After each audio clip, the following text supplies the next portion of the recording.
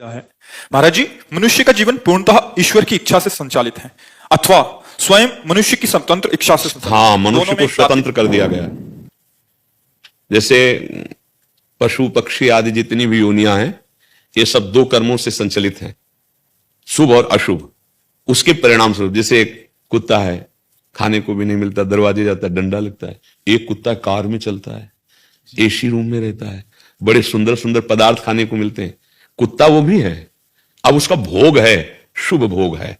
शुभ भोग के अनुसार वो नया कर्म नहीं कर सकता, उसको अपने पूर्व कर्मों के अनुसार ही मिलेगा। लेकिन मनुष्य शरीर में हम नया कर्म कर सकते हैं, हम भगवत प्राप्ति कर सकते हैं। तुम्हारा क्या प्रश्न है? महाराज जी, इनका कि मनुष्य का जीवन पूर्णतः ईश्वर की इच्छा से संचालित है अथवा स्वयं मनुष्य की स्वतंत्र इच्छा से। नहीं, अभी कह रहे कि दोनों में एक तार्किक विरोध प्रतीत होता है। दोनों बातों में यदि कोई सामंजस्य है तो कहां तक और कौन प्रभावी होगा? हाँ, इसमें तुम्हें ध्यान देना है कि अभी हमारा शरीर और हमारी क्रियाएं अहंकार से चल रही हैं। भगवान के वचनों के अनुसार अहंकार विमूढ़ आत्मा कर्ता हमिति मन्यते। जब तक मेरे अंदर कर्ता भोक्ता भाव है तब तक अहंकार के द्वारा हमारा संचालन हो रहा है।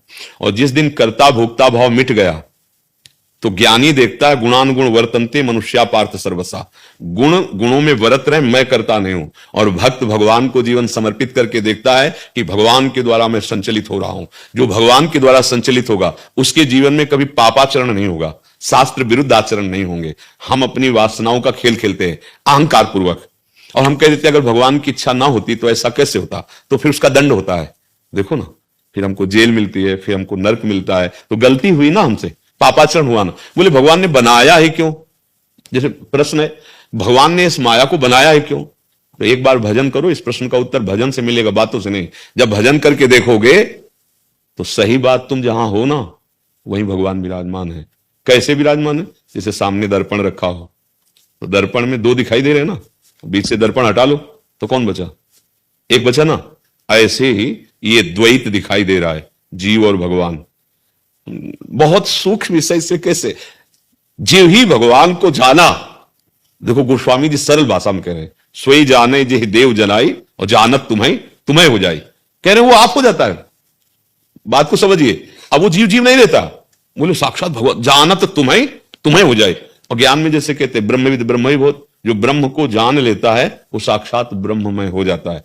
तो क्या ये नई उपज हुई, वो ब्रह्म बना? नहीं, बोले वो ब्रह्म था, ब्रह्म है, ब्रह्म रहेगा, पर वो अपने स्वरूप को भूलकर माया में लग गया। तो अभी हम स्वरूप को भूले हुए हैं, देहाभिमान से हो रहा है। अगर हम ये माने कि भगवान के द्वारा हो रहा है तो फिर पाप कर्म, ये जो अंदर से वासनाएं उठ रही, ये जो भगवद आश्रित हृदय होता है उसमें पाप नहीं होता। भगवान का शासन तब माना जाएगा आपके हृदय पर जब काम क्रोध मद मान न मोहा, लोभ न क्षोभ राग नहीं द्रोहा, जिनके कपट दंभ नहीं माया, तिनके हृदय बस हो जाओ। वहां भगवान का शासन चल रहा है। आप कोई पाप, अभी यंत्रारूढ़ानि मम माया, भगवान कह रहे ना, जैसे बिजली के यंत्र में वो बना हुआ कठपुतली आदि नाच रहे हैं, तो उनमें नाचने की सामर्थ्य कहां से आ रही? बिजली से। ऐसे ही मम माया भगवान बोले हैं कि त्रिगुणमयी माया के द्वारा अंदर रजोगुण आया तो भोग इच्छा हुई, तमोगुण आया क्रोध हिंसा निद्रा आलस प्रमाद आया, सतोगुण आया थोड़ा भक्ति, थोड़ा मंदिर चले गए। ये सब गुणों की प्रेरणा से हो रहा है। और भगवान कहते हैं, आज ही चर्चा हुई थी, त्रैगुण ने विषया वेदा निस्त्रैगुण ने भवा अर्जुन। ए अर्जुन, तुम वेदातीत अर्थात असंसारी बनकर त्रिगुणातीत बन जा। जब त्रिगुणातीत हो जाओगे तब तुम देख पाओगे अब भगवान ही भगवान का शासन। भगवान के शासन में हृदय में जिसमें भगवान का, वहां पाप नहीं होता, वहां वासना नहीं होती।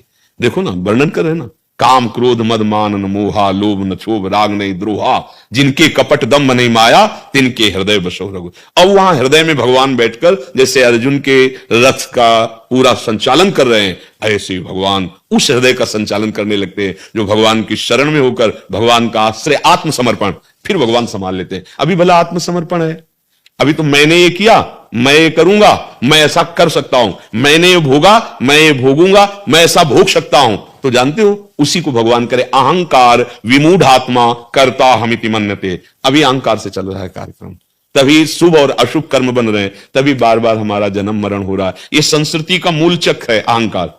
जैसे ट्रैक्टर में पीछे टाली फंसाने वाला होता है ना, ऐसे ही सच्चिदानंद का जो स्वरूप है, हमारा आत्म स्वरूप, वो फंसा अहंकार करके देह भाव में। अब ये बड़ा सूक्ष्म विषय है, बिना भजन के समझ में नहीं आएगा। पर हम अगर सतमार्ग में चलना चाहते हैं तो पहले जैसे इनको बताया, पहले हम आचरणों पर नजर कर लें। सबसे पहली बात हमारे द्वारा धर्म विरुद्ध आचरण नहीं होने चाहिए। आप देखो, क्या आपको पता नहीं कि ये पाप आचरण है जो भी, क्या आप उनको रोक पा रहे हैं? क्या आप उनको गंदी बात मानकर, गलती मानकर आप हृदय में जल रहे हैं? नहीं, आप बहते चले जा रहे हैं।